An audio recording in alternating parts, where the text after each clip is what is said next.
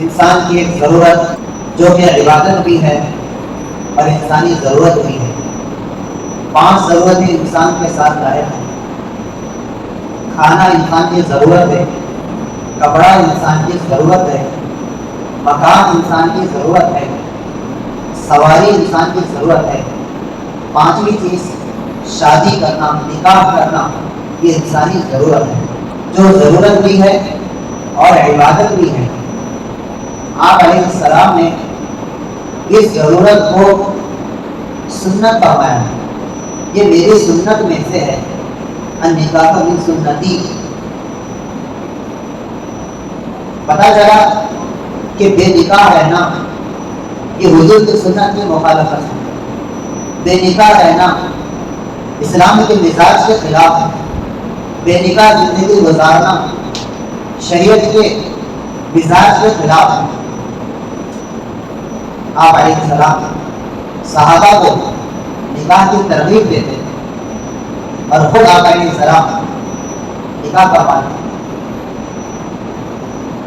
اب یہ سنت، اب یہ ضرورت اسلامی تعلیمات کے مطابق ہوگی تو پھر ہمیں سنت کا ثواب ملے گا، پھر ہمیں حضور اکرم صلی اللہ علیہ وسلم کی وعید سے حفاظت ہوگی۔ آپ علیہ السلام نے فرمایا فمن رغب عن سنتی فلیس منی، جو میری سنت سے اعراض کرے، میری سنت سے منہ موڑے، میری سنت کو چھوڑ دے، وہ میری کامل اتباع کرنے والوں میں سے نہیں ہے۔ چند باتوں میں میری اتباع کرنے والا شمار ہوگا اور چند باتوں میں میری باتوں سے منہ موڑنے والا شمار ہوگا۔ اب یہ سنت ہے تو جس طرح دیگر سنتوں کے کچھ طور و طریقے ہیں، جس طرح دیگر عبادتوں کے کچھ طور و طریقے ہیں جو ہمیں اسلامی تعلیمات سے ملتی ہیں، اسی طرح شادی کی بھی بہت سارے طریقے ہیں جو اسلام میں رائج ہیں، جو اسلام میں ہیں، جو قوم میں رائج ہیں۔ اس میں موازنہ کرنا پڑے گا، دیکھنا پڑے گا کہ آیا ہماری شادی بیاہ اسلامی طریقے پر ہو رہی ہے یا پھر ہم اس سنت کی ادائیگی میں غیروں کی مشابہت اختیار کر رہے ہیں، غیر مذہب والوں کی نقالی کر رہے ہیں۔ اس کو دیکھنا بے حد ضروری ہے۔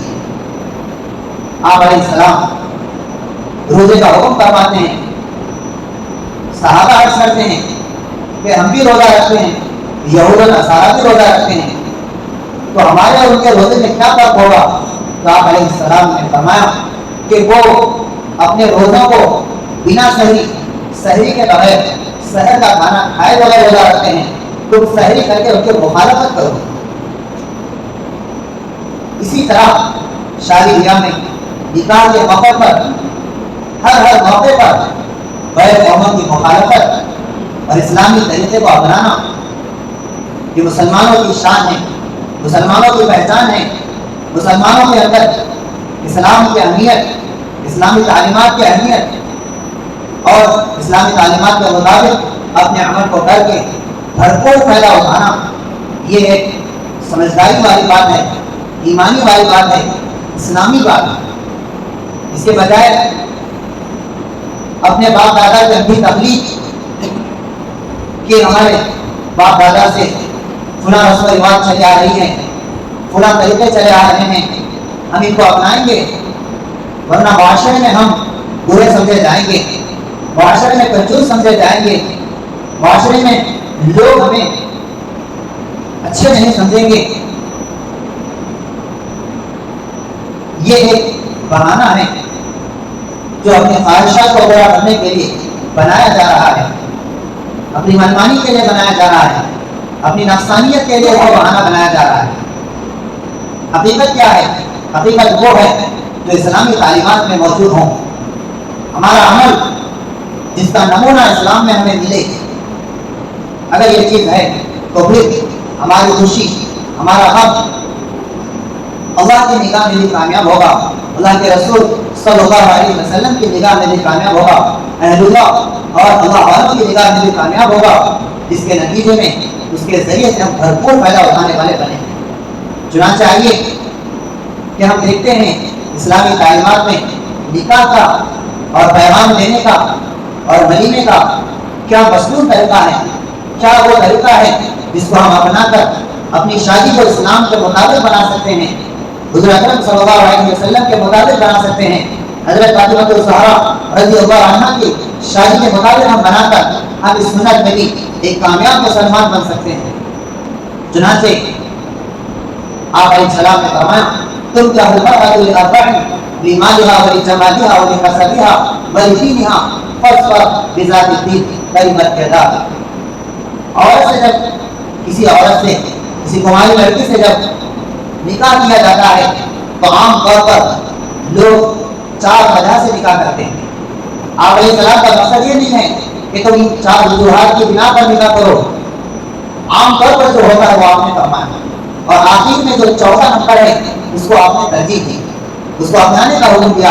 آپ علیہ السلام فرماتے ہیں کہ عورت سے نکاح کیا جاتا ہے اس کے مال کو دیکھ کر، اس کے جمال اور خوبصورتی کو دیکھ کر، اور اس کے اعلیٰ اور بلند نسل کو دیکھ کر، خاندان کو دیکھ کر، اور چوتھی وجہ جو اللہ والے ہوتے ہیں جن کے نگاہ میں دین محبوب ہوتا ہے، اسلام محبوب ہوتا ہے، وہ دین کو ترجیح دیتے ہیں۔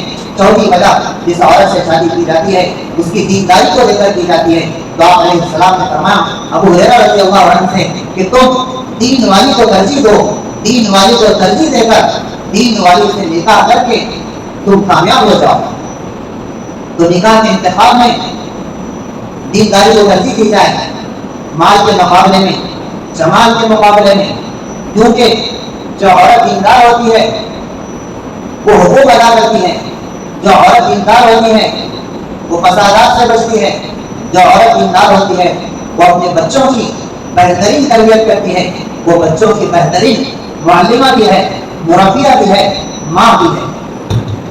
بیک وقت 3-4 کردار جو ادا کرتی ہیں اپنے بچوں کو پروان چڑھانے میں، اپنے بچوں کی بہترین تعلیم اور تربیت میں۔ لہٰذا آپ علیہ السلام نے فرمایا کہ جب تو نکاح کا موقع آ جائے، پیغام دینا ہو تو دیندار کو ترجیح دو۔ جیسے بات ہو گئی، پسند آ گئی لڑکی تو گھر والے جا کر دیکھیں، لڑکے کو بھی بتا سکتے ہیں، بتا چکے، دونوں خاندان ایک دوسرے کو پسند کر چکے، پھر اس کے بعد جب تاریخ متعین کرنا ہو تو بہتر ہے کہ ہم بچی والوں کے یا بچی والے بچے والوں کے گھر گئے بغیر فون پر ہی تاریخ متعین کریں۔ اگر جا رہے ہیں تو پھر جا بھی سکتے ہیں، لیکن بہت ساری بھیڑ بھاڑ نہ ہو، اس کو رسم کا نام نہ دیا جائے، اس کو کوئی ایک عنوان نہ بنایا جائے، صرف تاریخ متعین کرنے کے غرض سے جا سکتے ہیں۔ جانے کے بعد اگر وہ لوگ کھانے پینے کا انتظام کر رہے ہیں تو پھر وہ انتظام کرنا کوئی دعوت کا نام پر نہیں ہوگا، بلکہ وہ مہمان نوازی میں شمار ہوگا۔ تاریخ متعین ہو گئی، تاریخ متعین ہونے کے بعد جب نکاح کی تاریخ آ جاتی ہے تو نکاح ہوگا، مسجد میں نکاح ہوگا، مسنون نکاح ہوگا، اور نکاح سے پہلے کوئی بارات نہ ہو، کوئی مجمع نہ ہو جس کو طے کر کے مقرر کر کے دلہن والوں سے ڈیمانڈ کر کے کہ ہم اتنے لوگوں کو لا رہے ہیں، یہ نہ ہو۔ نکاح کے اعلان کا حکم دیا گیا کہ جہاں نکاح ہو رہا ہے وہاں نکاح کا اعلان کرو، اعلنوا بالنکاح۔ لیکن بچے والوں کے گھر سے مجمع کی شکل میں جانا یہ اسلامی تعلیمات کے خلاف ہے۔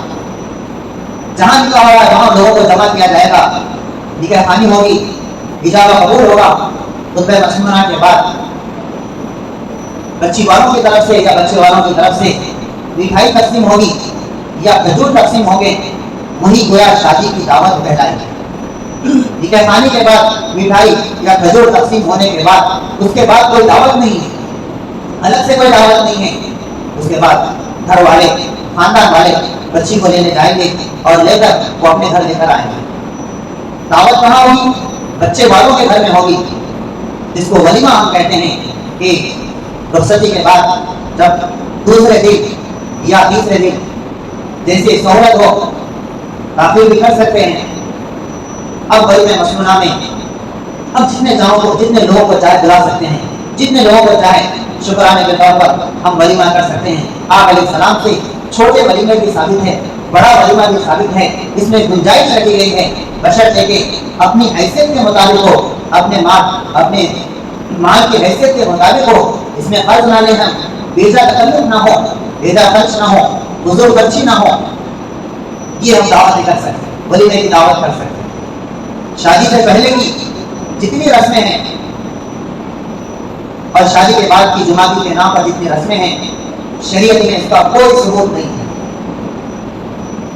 چلو اگر فرض مان لو کہ کرنے میں بھی کوئی حرج نہیں ہے، تو ایسا ہونا چاہیے تھا کہ یہ غیروں سے نقل نہ ہونا، کوئی کام اچھا ہو اگر غیروں سے اس کی غیروں سے مشاورت نہ ہوتی ہو، ہمارا عمل ان سے میل نہ کھاتا ہو، ہمارا عمل ان کے جیسا عمل نہ ہوتا ہو، تو جب شریعت اجازت دیتی ہے۔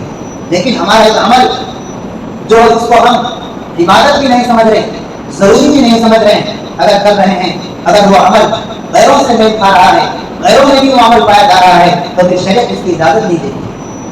رسم کے معنی ہے تصویر، فوٹو، جس طرح فوٹو کی کوئی حقیقت نہیں ہوتی، اس میں جان نہیں ہوتی، ایسے ہی رسم و رواج میں جان نہیں ہوتی۔ اسلام کی بنیاد حق پر ہے، اسلام کی بنیاد سچائی پر ہے، رسم کا اسلام میں کوئی اعتبار نہیں ہے۔ رسم کو ڈھونگ کہا جاتا ہے، اسلام رسم کو نام دیتا ہے ڈھونگ، اسلام رسم کو نام دیتا ہے نفاق کا، کہ نفاق کے اندر، منافق کے اندر اسلام نہیں ہوتا، وہ اپنے آپ کو مسلمان ظاہر کرتا ہے، تو گویا وہ ایک تصویر ہے، مسلمانوں کی ایک فوٹو ہے جس میں وہ ظاہر تو مسلمان لگ رہا ہے، لیکن حقیقت میں وہ اسلام سے بہت سے دور ہے، اسلام سے بیزار ہے، اسلام کی دشمنی اس کے سینے میں پیدا ہے۔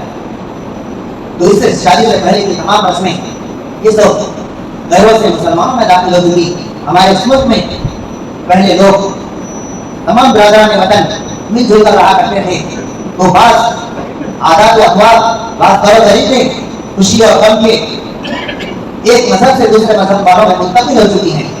لہذا اس بات پر آگاہ کیا جا رہا ہے علم کی روشنی میں کہ جو طریقے غیروں سے ہمارے پاس آئے ہیں وہ معلوم کریں اور ان سے بچنے کی بے حد کوشش کریں، چاہے وہ شادی سے پہلے کی ہو یا شادی سے بعد کی ہو۔ جوڑے کی رقم یہ تو ایک اسلام کو منع کرتا ہی ہے، یہ عقل کے بھی خلاف ہے۔ ایسا ہو کہیں آپ نے دیکھا ہے کہ ہم لوگوں نے کبھی ایسا دیکھا ہے کہ ہم ایک دکان کے پاس گئے اور اس سے سامان خرید رہے ہیں، اور سامان خریدنے کے بعد دکاندار سے ہم خود کہہ رہے ہیں کہ سامان بھی دو اور پیسے بھی دو۔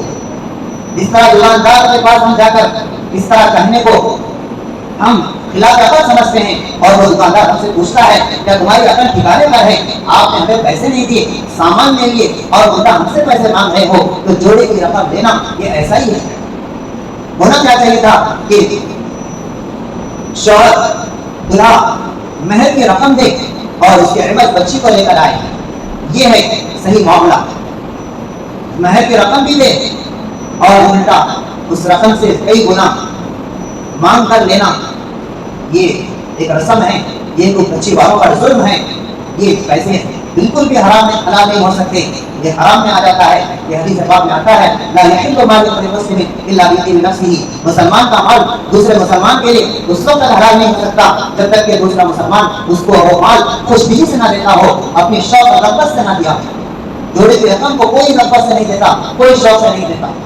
لہذا اس رسم کو، اس بیجا فضول کام کو ختم کرنے کی اور سنت کے مطابق مہر فاطمی کو مقرر کر کے، جو کہ 1 کلو 531 گرام چاندی ہوتی ہے، یہ مقرر کرنا سنت ہے۔ اگرچہ یہ 32 گرام چاندی کی رقم مہر میں متعین کرنا جائز ہے، یہ جو رقم مقرر کی جائے گی یہ بچی والوں کی پھوپھو اور اس کی بہنوں کے، ان کے پھوپھوں کے مطابق، ان کی حیثیت کے مطابق مہر متعین کیا جائے گا۔ لیکن اگر بچہ مالدار ہو تو جتنا چاہے مہر مقرر کر سکتا ہے۔ بہتر ہے کہ مہر مقرر کرنے میں سنت کے عمل کو دھیان میں رکھیں، جس کی پیسوں کے اعتبار سے 1 لاکھ کی قیمت ہوتی ہے، جو چاندی کے گرام کے اعتبار سے 1 کلو 531 گرام چاندی بنتی ہے، جو حضرت علی رضی اللہ عنہ نے حضرت فاطمہ الزہرا رضی اللہ عنہا کو مہر مقرر کیا تھا۔ آپ کے پاس ایک زرہ تھی جس کو بیچ کر آپ لائے تھے، جو 500 درہم کی ہوتی ہے۔ اللہ رب العزت سے دعا ہے کہ اللہ تعالیٰ ہم سب کو ہماری شادی بیاہ کو سنت کے مطابق کرنے کی، شریعت کے مطابق کرنے کی توفیق نصیب فرمائے، بے دعوت سے بات کا خاتمہ فرمائے۔ وآخر دعوانا الحمدللہ رب العالمین۔